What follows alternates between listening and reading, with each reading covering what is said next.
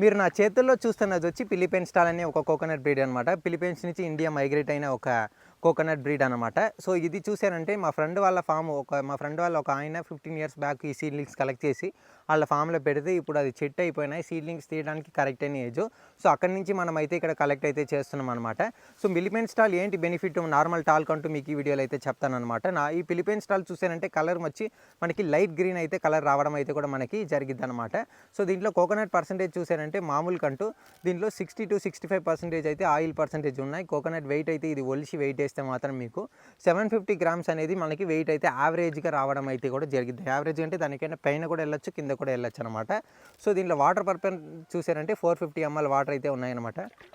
Sound కూడా ఇప్పుడు మీకు వినిపిస్తుంది అనుకుంటా. సో ఫిలిపైన్ స్టాల్ మంచి బ్రీడే అనమాట. సో అక్కడ చాలా ఫేమస్, ఇండియాలో కొంతమంది దగ్గరే ఉన్నాయన్నమాట ఈ ఒరిజినల్ బ్రీడ్. సో మీరు కూడా ఎవరైనా ఫిలిపైన్ స్టాల్ పెట్టాలనే వాళ్ళు కామెంట్ అయితే చేయండి.